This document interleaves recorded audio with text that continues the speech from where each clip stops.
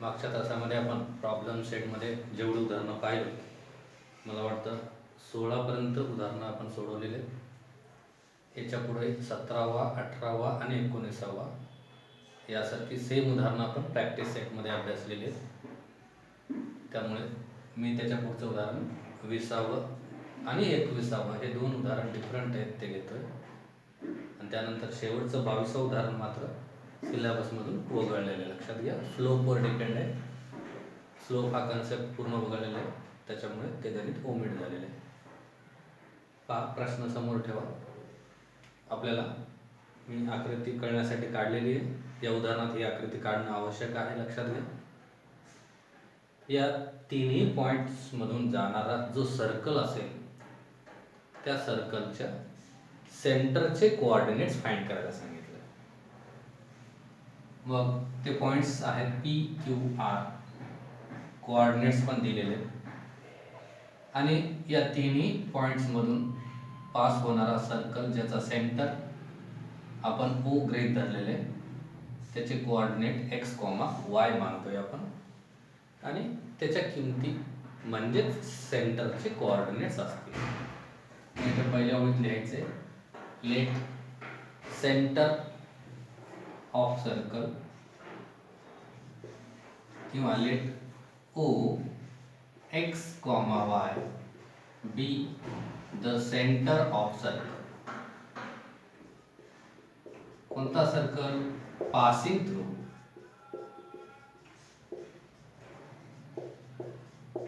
Points P, Q and R. या तिन्ही points मधून पास होणारा जो सर्कल आहे त्याचा सेंटर आपण O मानलेले आहे आणि त्याचे कोऑर्डिनेट x, y मानलेले आहेत. त्याचे कोऑर्डिनेट्स फाइंड करायचे. बघा, सोपं उदाहरण आहे. यासारखी उदाहरणं आपण सोडवलेले आहेत, सेम टू सेम फक्त झालेलं आहे. हे OP, सेगमेंट OQ आणि सेगमेंट OR हे एकाच सर्कलचे रेडिय आहेत आणि ते ऑब्विसली इक्वल असतात. आणि हे सेगमेंट OP ची लांबी म्हणजेच डिस्टन्स OP असतं, आणि मग distance OP is equal to distance OQ मानायचे, आणि मग इक्वेशन मिळेल सोडवल्यावर. नंतर distance OQ is equal to distance OR consider करायचं, सेकंड इक्वेशन मिळेल, किंवा OP इक्वल टू OR मानलं तरी चालतं. तीन पेयर येतात इथं इक्वल डिस्टन्सचे, कोणते दोन पेयर घ्यायचे आणि दोन इक्वेशन मिळवायचे. OP is equal to OQ, याला रिझन लिहिता येईल आपल्याला, radii of the same circle, आणि मग बाय डिस्टन्स फॉर्म्युला पुढे ब्रॅकेटमध्ये रिझन लिहू आपण. Distance OP is equal to, OP distance find करायचं आपल्याला. O चा x कोऑर्डिनेट x, P चा x coordinate 6, x minus 6 bracket square plus O चा y कोऑर्डिनेट y मायनस, ह्याचा y कोऑर्डिनेट मायनस असल्यामुळे मायनस मायनस प्लस होईल, इथे direct accept करतो मी. आणि नंतर डिस्टन्स OQ, हा डिस्टन्स O च्या x कोऑर्डिनेट मधून Q चा x कोऑर्डिनेट मायनस करायचे, म्हणजे x minus 3 bracket square plus O चा y coordinate y minus Q चा y कोऑर्डिनेट मायनस असल्यामुळे इथं मायनस मायनस प्लस होईल. इथं रिझल्ट लिहू शकतो आपण बाय डिस्टन्स फॉर्म्युला, किंवा इथं लिहिलं तरी चालतं. स्क्वेअरिंग बोथ साइड जर केलो आपण तर हा रॅडिकल साइन एलिमिनेट होतो, आणि मग x minus 6 bracket square y plus 6 bracket square, एका वेळी एकच स्टेप करायची आहे. x minus 3 bracket square y plus 7 bracket square. Squaring both side, त्यामुळे रॅडिकल साइन एलिमिनेट झाला. आता हे ब्रॅकेट रिमूव्ह करायचे. फर्स्ट टर्मचा स्क्वेअर मायनस या दोघांचा प्रॉडक्ट 6x आणि टॉईस केल्यावर 12x येईल, आणि 6 चा स्क्वेअर 36, हा मात्र प्लसच येईल, y स्क्वेअर 6y चा टॉईस 12y प्लस 6 चा square 36, x square minus 3x चा टॉईस 6x प्लस 3 चा स्क्वेअर 9, स्क्वेअर केल्यानंतर प्लस येतं लक्षात, प्लस y चा स्क्वेअर 7y चा टॉईस 14y प्लस 14, आणि मग यातले एक्स स्क्वेअर एलिमिनेट होतील. साईड चेंज झाल्यावर त्यांचे चिन्ह बदलल्यामुळे वजाबाकी शून्य येतं. हे -12x आणि हे -6x इकडे येऊन प्लस होतील. त्याच्यानंतर हे 12y हे प्लसचे 14y इकडे मायनस होतील आणि राईट साईडला कॉन्स्टंट लिहायचं आहे. हे 9 आणि हे 49 दोघे प्लस आहेत, यांची बेरीज 58 येतं. त्यानंतर हा 36 आणि 36 हे 72 प्लस येतील आणि राईट साईडला जाऊन मायनस होतील. हे 12x आणि 6x यांची वजाबाकी -6 येतं. या दोघांची वजाबाकी -2y येतं आणि या दोघांची वजाबाकी -14 येतं. हे प्रत्येक टर्म मायनस असल्यामुळे यांना प्लस करून घ्या. -1 ने मल्टिप्लाय करा. हा प्लस होईल, हा प्लस होईल, हा पण प्लस होईल, किंवा डायरेक्ट -2 ने डिवाइड केलं तरी चालतं. फक्त चिन्हाच्या चुका होऊ नये म्हणून या सगळ्यांना प्लस करून घेतलं मी. आता 2 ने जर डिवाइड केलं तर इथं 3x येईल, इथे y येईल, इथे 7 येईल. इक्वेशन 1 डिवायडेड बाय आणि इथं काय केलं आपण मल्टिप्लाय बाय -1 हा झाला 3x + y = 7 इक्वेशन 1. सिमिलरली हा डिस्टन्स OQ = डिस्टन्स OR. आपण इथून सुरू करूया. हा distance OQ = distance OR. Same तेच रिझन आहे, radio of the same circle. आणि मग किमती ठेवायचे. डिस्टन्स OQ म्हटल्यानंतर x कोऑर्डिनेटची वजाबाकी प्लस y कोऑर्डिनेटची वजाबाकी, y मायनस मायनस प्लस होईल 7 ब्रॅकेट स्क्वेअर. पुन्हा डिस्टन्स OR म्हटल्यानंतर x कोऑर्डिनेटची वजाबाकी x - 3 ब्रॅकेट स्क्वेअर आणि y कोऑर्डिनेटची वजाबाकी y - 3 ब्रॅकेट स्क्वेअर. सेम पुन्हा स्क्वेअर करून घ्यायचं आहे. हा रॅडिकल साइन एलिमिनेट होईल स्क्वेअरिंग बोथ साइड केल्यानंतर. इथे लिहायचं वाटल्यास पुढे ब्रॅकेटमध्ये. आता काय होतं बघा, हा टर्म जो आहे x - 3 bracket square same term आहे x - 3 ब्रॅकेट स्क्वेअर. हा ब्रॅकेट जर आपण इकडे आणलो तर मायनस होईल आणि यांची वजाबाकी 0 येईल. म्हणून सिम्प्लिफाय करत बसण्यापेक्षा इथे डायरेक्ट एलिमिनेट करू शकतो आपण. फक्त याला एलिमिनेट करा. आता सिम्प्लिफाय करायचं. फर्स्ट टर्मचा स्क्वेअर 7y चा टॉईस 14y, 7 चा स्क्वेअर 14 आहे, y चा स्क्वेअर -6y प्लस 3 चा स्क्वेअर 9. पुन्हा हे y स्क्वेअर एलिमिनेट. मायनसचा 6y इकडे येऊन प्लस होईल 14y प्लस 6y आणि हा 9 हा प्लसचा 49 मायनस होईल. या दोघांची बेरीज 20y आणि या दोघांची वजाबाकी मात्र -40 येईल. आणि बघा 20 जर भागाकारात गेले इकडं किंवा 20 ने जर डिवाइड केलो आपण तर 20 कॅन्सल होऊन 20 ने ह्याला डिवाइड केलं तर 20 दुनी 40 -2 येतं. इथे डायरेक्ट y ची किंमत मिळते बघा. लिनियर इक्वेशन इन 2 व्हेरिएबलचा फॉर्म न मिळता उलट सिम्प्लिफाय होऊन डायरेक्ट y ची व्हॅल्यू मिळाली. आपल्याला सेंटर O चे कोऑर्डिनेट फाइंड करायचे आहेत. यापैकी y ची व्हॅल्यू मिळालेली आहे. आता x ची व्हॅल्यू मिळवण्यासाठी आलेली y ची व्हॅल्यू इक्वेशन 1 मध्ये सबस्टिट्यूट करायची, x ची व्हॅल्यू मिळेल. इथे लिहायचं putting y = -2 in equation 1. 3x इथे प्लस y ची किंमत ठेवतोय आपण -2 त्याच्यामुळे मायनस होईल. प्लस मायनस मायनस = 7 आणि मग 3x हे 7 मायनसचे 2 प्लस होतील. 3x = 9. therefore x = 3 ने डिवाइड केलं तर x 3 = 9. therefore शेवटी उत्तर लिहायचं. हा सेंटर O ज्याचे कोऑर्डिनेट x कोऑर्डिनेट 3 आणि y coordinate -2. These are the coordinates of the centers. पहा, या प्रॉब्लेम सेटमधलं हे शेवटचं उदाहरण आहे, कारण याच्या पुढचं उदाहरण सिलेबसमधून कमी केलेलं आहे आणि हे उदाहरण मात्र स्टार केलेलं आहे. थोडंसं वेगळ्या प्रकारचं उदाहरण आहे, अप्लाइड क्वेश्चन. सोपं आहे, पहा, लेंदी आहे फक्त थोडंसं. Find the possible pairs of coordinates. कोऑर्डिनेटचे जे पेयर्स असतील, जोड्या एक्स वाय कोऑर्डिनेट, त्याची पॉसिबिलिटी काय आहे ऑफ द कोणाचे fourth vertex D of the parallelogram. आता पॅरलोग्राम म्हटल्यानंतर त्याला 4 वर्टायसेस असतात, ज्याचे 3 वर्टायसेस बघा. If 3 of its vertices A 5,6 B and C are given. काय केलं त्यांनी, पॅरलोग्रामचे जे 4 वर्टायसेस असतात त्याच्या 3 वर्टायसेसचे कोऑर्डिनेट्स दिलेले आहेत.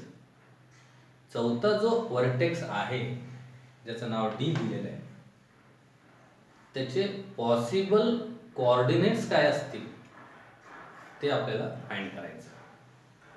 मग तो पॉइंट डी जो आहे त्याचे पॉसिबल लोकेशन आपल्याला पहिल्यांदा माहीत करावं लागेल की तो पॉइंट डी कुठे कुठे असण्याची शक्यता आहे. हे फार महत्वाचं आहे. बघा, समजा हे त्या पॅरलोग्राम मध्ये जो ट्रायंगल तयार होतो, तुम्हाला माहित आहे क्वाड्रिलॅटरल एक डायगोनल काढलो की ट्रायंगल तयार होतो. हा ट्रायंगल जो मी काढलेला आहे एबीसी, 3 वर्टायसेस दिलेले आहेत एबीसी, आणि हा जो चौथा वर्टेक्स आहे, हा चौथा वर्टेक्स जो मी इथे काढलेला आहे हा इथे असू शकेल, बरोबर, किंवा इथे असू शकतो बघा, किंवा इकडे पण असू शकतो. हे असं तो पॉइंट डी जो आहे, रिक्वायर्ड पॉइंट, ज्याचे कोऑर्डिनेट्स आपल्याला फाइंड करायचे, त्याचं पहिल्यांदा आपल्याला लोकेशन्स फाइंड करावं लागतील. तो कोणकोणत्या ठिकाणी असण्याची शक्यता आहे. तर बघा, एक इथे हिंट सांगतो, लक्षात ठेवा. काय करायचं, हे जी एसी लाईन आहे याला पॅरलल असलेली एक लाईन काढायची. हे अशी बी मधून पास होणार, म्हणजे आपल्याला 3 लोकेशन मिळतील, नवीन एक ट्रायंगल मिळेल. बघा, हे 3 साइडला 3 पॅरलल असलेली लाईन काढायची. 3 साइड कोणकोणते, ए बी, बी सी आणि ए सी. मी आता ए सी ला पॅरलल काढलेले, आता राहिले ए बी. ए बी ला पॅरलल काढू, नंतर मिटवता येईल आपल्याला. ए बी ला झाला, ए सी ला झाला. आता कोणाला पॅरलल काढायचंय, बी सी ला पॅरलल काढायचंय. वर्टेक्स मध्ये पास झाला पाहिजे ना तो लाईन.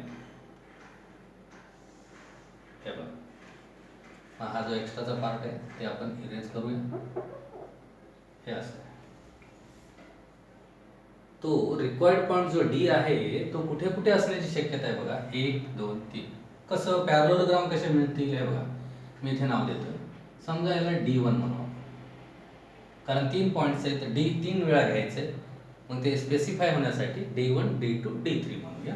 कुठूनही सुरू करा, इथे D1 म्हणा, इथे D1 म्हणा, डझंट मॅटर.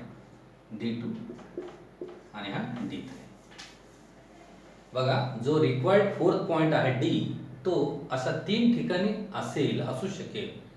कारण तो पॉइंट कोणताही तुम्ही डी घ्या, तुम्हाला पॅरलोग्राम मिळतो. बघा, समजा हा D1 घेतला तर ए बी D1 C असा एक पॅरलोग्राम मिळतो. पहा, तुम्ही D2 मानलात, ए बी सी D2 असा एक पॅरलोग्राम मिळतो. तुम्ही D3 घेतलात, हे बघा, ए D3 B C असा एक पॅरलोग्राम मिळतो. म्हणजे हे points A B C 3 vertex घेऊन चौथा पॉइंट जर आपण हे कोणताही एक पॉइंट घेतलं तर आपल्याला पॅरलोग्राम मिळतो. म्हणून तो जो रिक्वायर्ड पॉइंट, ज्याचे डी चे कोऑर्डिनेट्स आपल्याला फाइंड करायचे, त्याचे पॉसिबल लोकेशन इथे 3 आहेत. एक तर इथे असू शकतो, इथे किंवा इथे, आणि मग यांचे कोऑर्डिनेट्स आपल्याला फाइंड करायचे. पॉसिबिलिटी आहे, एकटाच नाहीये, 3 कोऑर्डिनेट्स आहेत, 3 पॉइंट्स आहेत, कारण 3 लोकेशन्स त्या पॉइंट डी चे आहेत. मग D1 चे कोऑर्डिनेट आपण x1 y1 म्हणू, D2 चे x2 y2 म्हणू, आणि D3 चे x3 y3. लेंथी उदाहरण आहे. ए चे कोऑर्डिनेट आपल्याला दिलेले आहेत 5,6, बी चे कोऑर्डिनेट दिलेले आहेत 1,-2 आणि सी चे कोऑर्डिनेट दिलेले आहेत 3,-2. उदाहरण कळालं का बघा, प्रश्न कळाला का? काय करायचं आपल्याला, हे 3 व्हर्टायसेस दिलेले आहेत पॅरलोग्रामचे, चौथा जो व्हर्टेक्स असेल त्याचे जे पॉसिबल लोकेशन्स आहेत ते आपण या आकृतीवरून इथे फाइंड केलं. जसं D1, D2, D3, these are the 3 possible location of fourth vertex D of parallelogram. ठीक आहे, ज्याचे आपण कोऑर्डिनेट्स पण मानलो x1 y1 x2 y2 x3 y3. मी इथे लिहित नाहीये, हे सगळ्या गोष्टी लिहायच्या. काय लिहायचे? Let D1 x1 y1 D2 x2 y2 D3 x3 y3 are the possible locations of the fourth vertex of parallelogram. ठीक आहे, मग आता एकेका पॅरलोग्रामचा विचार करू. इन पॅरलोग्राम ABD1C क्रम बरोबर ठेवायचा. सेगमेंट AB हा इक्वल टू सेगमेंट CD1.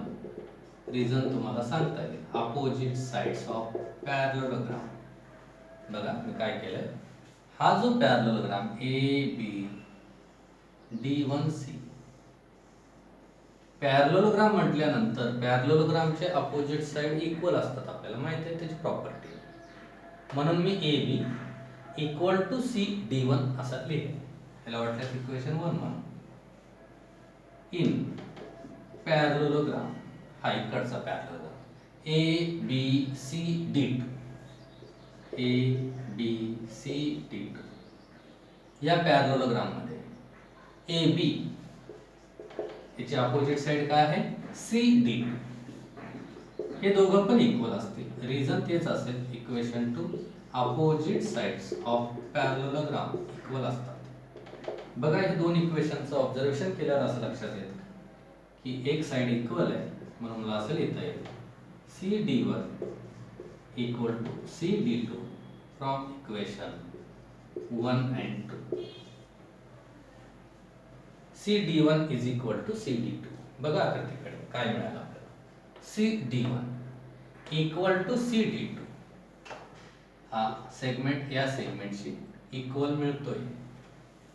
मग यावरून काय सांगता येईल आपल्याला की आपण या धड्यामध्ये कोणते फॉर्म्युले वापरलो, त्यावरून इथे कोणता फॉर्म्युला यूज होईल हे आपल्याला क्लिक झालं पाहिजे. हे दोन सेगमेंट कॉन्ग्रुएंट झाले, याचा अर्थ पॉइंट C हा या साइडचा D1 D2 चा मिड पॉइंट होतो. त्याच्यावरून therefore point C is mid point of segment D1 D2. हा D2 D1 जो सेगमेंट आहे याचा पॉइंट C काय होतो? Mid point. Therefore by mid point formula x coordinate is equal to काय फॉर्म्युला आहे? x1 plus x2 upon 2. मग या पॉइंट C चा x कोऑर्डिनेट आपल्याला माहित आहे, x कोऑर्डिनेट माहित आहे 3, x1 प्लस x2 अपॉन 2 असे इक्वेशन आपण मागच्या उदाहरणात मिळवलं. आणि मग 2 हे इकडे गुणाकारात येते आणि मग इथे x1 plus x2 is equal to 2 3 जा 6 हा पुढचा इक्वेशन मिळेल. याला इक्वेशनची गरज नाही, मग आपण इथे इक्वेशन देऊ 3. बघा काय मिळालं? x1 plus x2 is equal to 6.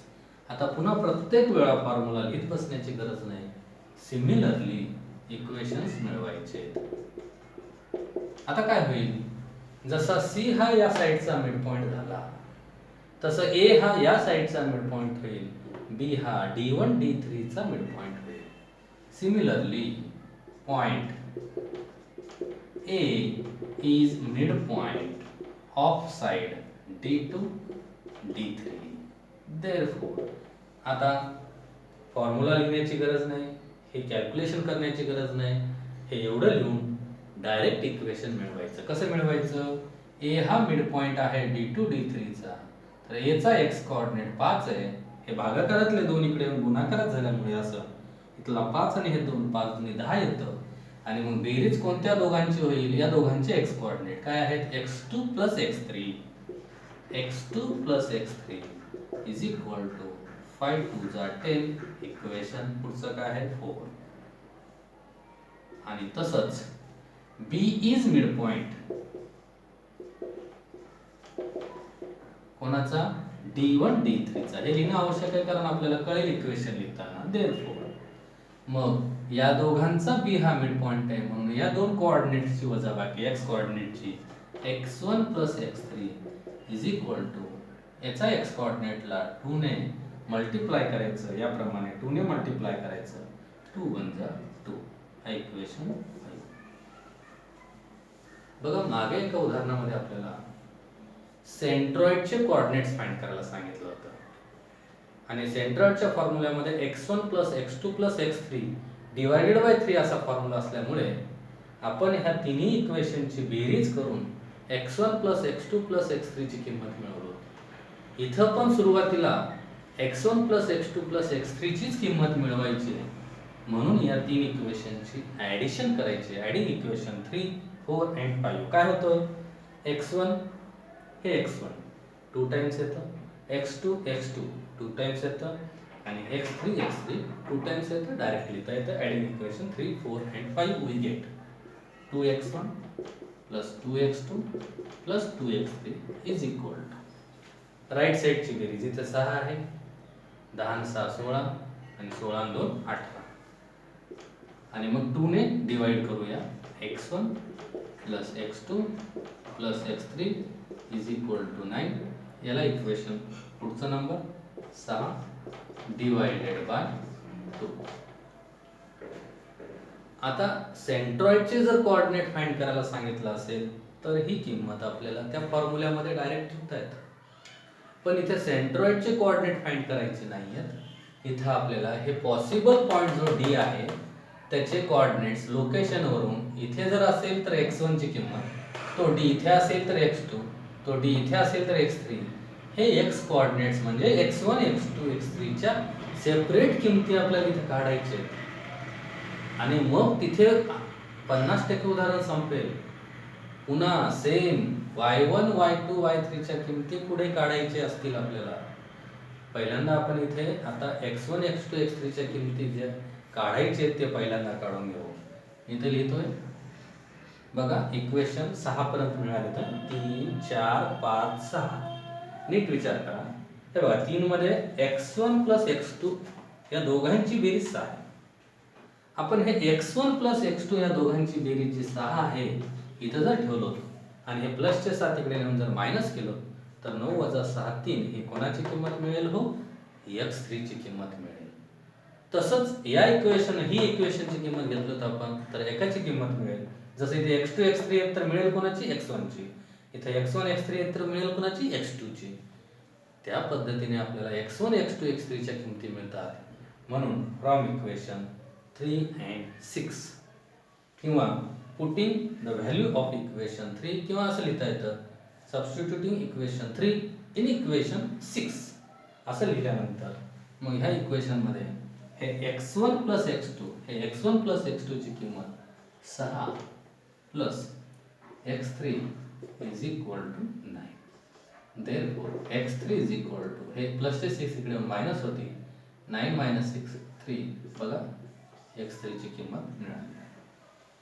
Same putting equation 4 in equation 6 x2 + x3 हे x2 + x3 ची किंमत 10 ठेवायची. मग येईल काय इथं x1 + 10 is equal to right side 9 x1 is equal to 9 प्लसचे 10 मायनस होतील x1 इज इक्वल टू -1 ही झाली x1 ची किंमत. सेम आता ह्या इक्वेशन मध्ये ही इक्वेशन जर आपण 5 6 मध्ये ठेवलं तर x1 + x3 हे x1 + x3 ची किंमत त्या ठिकाणी 2 ठेवायची आणि राहतं काय मग इथं डायरेक्ट लिहितो मी इथं राहतं x2 हे x2 राहतं आणि या दोघांची बेरीज इथं 2 आहे ते 2 जर इकडे राईट साइडला गेले तर मायनस होतील 9 - 2 7 ही मिळेल x2 ची व्हॅल्यू. बघा तर कुठं आपल्याला त्या पॉसिबल पॉईंट डी चे एक्स कोऑर्डिनेट्स मिळालेत. जर तो पॉईंट इथे असेल, लोकेशन त्याचं इथं असेल, तर एक्स कोऑर्डिनेट -1 असेल. तो लोकेशन त्याचं इथं असू शकतं, कारण पॉसिबिलिटी आहे. Possible coordinates, pairs of coordinate possible, possibility 3 आहे. तर इथं असेल तर x2 ची व्हॅल्यू 7 आणि तो इथं असेल तर x3 ची व्हॅल्यू 3. हे झालं रिक्वायर्ड पॉईंट डी चे एक्स कोऑर्डिनेट्स. सेम आता पुन्हा बऱ्याच गोष्टी इथं डबल करण्याची गरज नाही. आता हे सर्व डबल करायचं नाही. बाय मिड पॉईंट फॉर्म्युला जसे एक्स कोऑर्डिनेट आपण इथे यूज केलं, आता काय यूज करायचं, y coordinate. Same C mid point याचा, ए मिड पॉईंट या साईडचा, बी मिड पॉईंट याचा, याचा वाय कोऑर्डिनेट वापरायचा, याचा वाय कोऑर्डिनेट वापरायचा, याचा वाय कोऑर्डिनेट वापरायचा आणि सेम याप्रमाणेच 3 इक्वेशन मिळवायचे. आता हा भाग मिटवतो मी.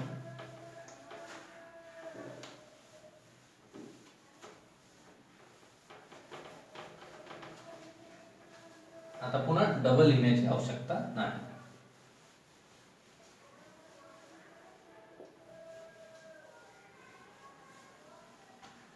नाव सिमिलरली आता पुन्हा C is mid point of याचं सांगण्याची गरज नाही. बाय मिड पॉइंट फॉर्म्युला याचा y coordinate -2 is equal to हे y2 प्लस y1. एक स्टेप करायचं फक्त, y1 प्लस y2 अपॉन 2 आणि मग हे y1 plus y2 is equal to 2 to the 4 -4 येईल. मग आपण कुठपर्यंत आलो होतो इक्वेशन, तिथपर्यंत सोडून ह्याच्या पुढे इक्वेशन द्यायचं. समजा हा 6 पर्यंत आलो होतो. सिमिलरली जसं हा वाय कोऑर्डिनेट वापरून आपण इक्वेशन मांडलं, आता हा वाय कोऑर्डिनेट वापरायचा 6, 2 ने गुणायचं, 6 2 12 आणि या वाय कोऑर्डिनेटची बेरीज करायची. y2 plus y3 is equal to 6 to the 12. हे कसं येतं मी ऑलरेडी सांगितलेलं आहे. आणि बी हा मिड पॉईंट या साईडचा म्हटल्यानंतर याचा वाय कोऑर्डिनेट -2, याला 2 ने गुणल्यानंतर -4 येईल आणि या दोन वाय कोऑर्डिनेटची बेरीज म्हणजे y1 प्लस y3. हा इक्वेशन 9. सेम या 3 इक्वेशनची ॲडिशन करायची, तर बेरीज असेल 2y1 2y2 2y3 is equal to हे ठीक आहे, -4 आणि -4 ची बेरीज -8 आणि हे +12 यांची वजाबाकी होईल, +4 येईल. हे 4 इक्वेशन 10. आणि मग पुन्हा आताप्रमाणेच पुटिंग इक्वेशन 7 इन इक्वेशन 2 ने डिवाइड करायचं राहिलेलं आहे. 2 ने डिवाइड करून घेऊया. y1 प्लस y2 याला इक्वेशन देण्याची गरज नाही, plus y3 is equal to 2 ने डिवाइड करतोय, डिवाइडेड बाय 2. हा इक्वेशन 10 डिवाइडेड बाय 2. मग आता नाव पुटिंग इक्वेशन 7 इन इक्वेशन 10. मग 7 मध्ये कोणा दोघांची बेरीज आहे, y1 प्लस y2. हे y1 प्लस y2 यांची किंमत -4 ठेवू, प्लस हे y3 is equal to 2. y3 is equal to -4 इकडे येऊन प्लस होतील, 2 + 4 6. ही झाली y3 ची किंमत. Next putting equation 8 in equation 10. y2 plus y3 ही बेरीज ठेवायची आहे, राहतं y1 प्लस या दोघांची बेरीज 12 इज इक्वल टू 2. हे बघा, या दोघांची किंमत ही 12 इथे इक्वेशन 8 मध्ये इथे ठेवली आणि इज इक्वल टू या इक्वेशन मध्ये किंमत ठेवतोय राईट साइड याचा 2. y1 is equal to 2 plus चे 12 मायनस होतील, y1 इज इक्वल टू -10. हे झाली y1, हे झालं y3. आता राहिले काय, y2. Putting equation 9 in equation 10. 9 मध्ये कोणा दोघांची बेरीज आहे, y1 प्लस y3. याची किंमत ठेवायची, लक्षात ठेवायचं आहे. मग y1 y3 गेल्यावर राहतं काय, y2. इथे लिहायचं y2. आणि मग ह्या y1 प्लस y3 ची किंमत काय आहे ते लिहून घ्यायचं, -4. इथं -4 आहे, प्लस मिळूया -4, एक स्टेप कमी होतो. आणि या इक्वेशन मध्ये किंमत ठेवतोय, राईट साइड काय आहे, 2 आहे. y2 इज इक्वल टू, पुन्हा हे -4 तिकडे जाऊन प्लस होईल 6. बघा या प्रकारे y1 y2 y3 तिघांचे व्हॅल्यू मिळाले इथं x1 x2 x3 या तिघांचे व्हॅल्यू मिळाले. शेवटी उत्तर लिहायचं therefore possible pairs of coordinates are. मग पेअर वाईज लिहायचे. पहिला पॉईंट D1 याचा x कोऑर्डिनेट -1 आणि याचा y कोऑर्डिनेट -10. D2 याचा x कोऑर्डिनेट 7 y कोऑर्डिनेट 6 आणि तिसरा पॉईंट D3 याचा x कोऑर्डिनेट 3 आणि याचा y coordinate 6. These are the possible pairs of coordinates of the fourth point D of the parallelogram.